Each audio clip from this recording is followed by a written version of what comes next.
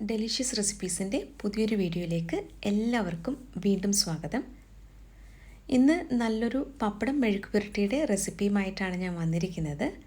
അപ്പോൾ അതിനു വേണ്ടി 8 പപ്പടമാണ് ഞാനിവിടെ എടുത്തു വെച്ചിരിക്കുന്നത്. ഈ എടുത്തു വെച്ചിരുന്ന 8 പപ്പടവും ചെറുതായിട്ട് ഒന്ന് കട്ട് ചെയ്തെടുത്തിട്ടുണ്ട്. ഇനി ഇത് നമുക്കൊന്ന് വറുത്തെടുക്കണം. ഇത് വറുത്തെടുക്കാനായിട്ട് സൺഫ്ലവർ ഓയിലോ വെളിച്ചെണ്ണയോ ഉപയോഗിക്കാം. നല്ല കുഴുവുള്ള ഇരുമ്പ് ചട്ടി ഉണ്ടെങ്കിൽ അതെടുക്കുന്നതായിരിക്കും നല്ലത്. വളരെ കുറച്ച് എണ്ണ ഒഴിച്ചിട്ട് ഇതൊന്ന് വറുത്തെടുക്കാം.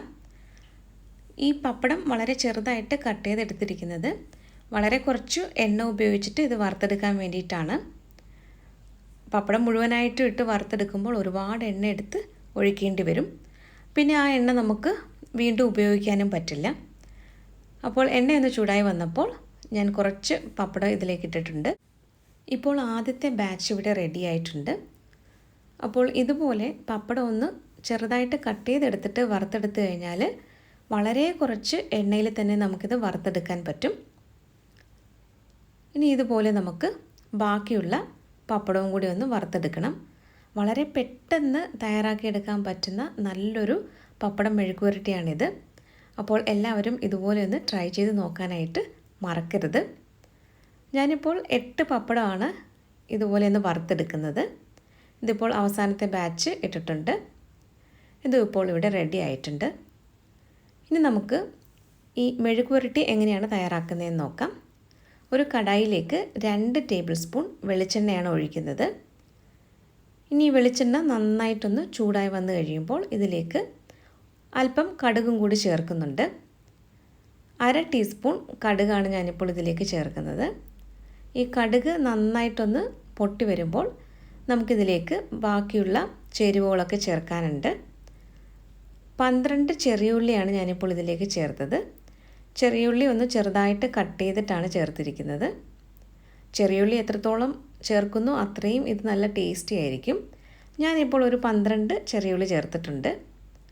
ഇനി ഇതിലേക്ക് നമുക്ക് അടുത്തതായിട്ട് ചേർക്കാനുള്ളത് കറിവേപ്പിലയാണ്.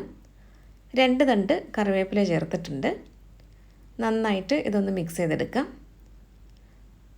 ഇനി ഇതിലേക്ക് വളരെ കുറച്ച് ഉപ്പാണ് ഞാൻ ചേർക്കാൻ പോകുന്നത്.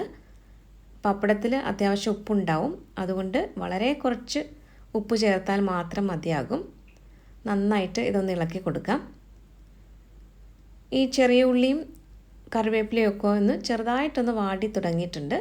ഇനി നമുക്കിതിലേക്ക് ചതച്ച മുളകാണ് ചേർക്കാനുള്ളത്. 2 ടീസ്പൂൺ ചതച്ച മുളകാണ് ഞാനിപ്പോൾ ചേർത്തത്. ഈ മുളകും ചെറിയ ഉള്ളിയും ഒക്കെ നന്നായിട്ടൊന്ന് മൂപ്പിച്ചെടുക്കണം. അപ്പോൾ ചെറിയ തീയിൽ തന്നെ വെച്ചിട്ട് ഇത് നല്ലതുപോലെ ഒന്ന് മൂപ്പിച്ചെടുക്കാനായിട്ട് പ്രത്യേകം ശ്രദ്ധിക്കണം. ഞാനിതിലേക്ക് അല്പം മുളക് പൊടിയും കൂടി ചേർക്കുന്നുണ്ട്. അപ്പോൾ ആദ്യം ഇതിലേക്ക് ഞാനൊരു 2 നുള്ള് മഞ്ഞൾപ്പൊടിയും 1/2 ടീസ്പൂൺ മുളക് പൊടിയുമാണ് ചേർത്തത്. മഞ്ഞൾപ്പൊടി 2 നുള്ള് മാത്രം മതിയാകും. ഈ മുളക് പൊടി സാധാരണ മുളകും കാശ്മീരി മുളകും കൂടി ചേർത്ത് പൊടിച്ചതാണ് 1/2 ടീസ്പൂൺ ചേർത്തത്. ഇതിപ്പോൾ എല്ലാം നന്നായിട്ടൊന്ന് മൂത്ത് വന്നിട്ടുണ്ട്. നമുക്കിനി ഇതിലേക്ക് വറുത്ത് വെച്ചിരുന്ന പപ്പടം ചേർത്തിട്ട് വളരെ പതുക്കെ ഒന്ന് മിക്സ് ചെയ്തെടുക്കണം. പപ്പടം പൊടിഞ്ഞു പോകാത്ത വിധത്തിൽ ഒന്ന് പതുക്കെ ഒന്ന് മിക്സ് ചെയ്തെടുക്കാം. എന്നിട്ട് നമുക്ക് ഫ്ലെയിം ഓഫ് ചെയ്യാം. നല്ല രുചികരമായിട്ടുള്ള ഒരു മെഴുക്കുപുരട്ടിയാണിത്. ചോറിൻ്റെ കൂടെയും കഞ്ഞിയുടെ കൂടെയൊക്കെ കഴിക്കാൻ പറ്റിയതാണ്. അപ്പോൾ ഇതുവരെയും തയ്യാറാക്കി നോക്കിയിട്ടില്ലാത്തവർ ഈ രീതിയിൽ ഒന്ന് തയ്യാറാക്കി നോക്കാനായിട്ട് മറക്കരുത്. അതുപോലെ നമ്മുടെ ചാനലിലെ റെസിപ്പികളൊക്കെ ഇഷ്ടമാകുന്നുവെങ്കിൽ ചാനൽ കൂടി ഒന്ന് സബ്സ്ക്രൈബ് ചെയ്തിട്ട് സപ്പോർട്ട് ചെയ്താൽ വളരെ നന്നായിരുന്നു. അപ്പോൾ മറ്റൊരു നല്ല റെസിപ്പിയുമായിട്ട് വീണ്ടും വരാം. താങ്ക്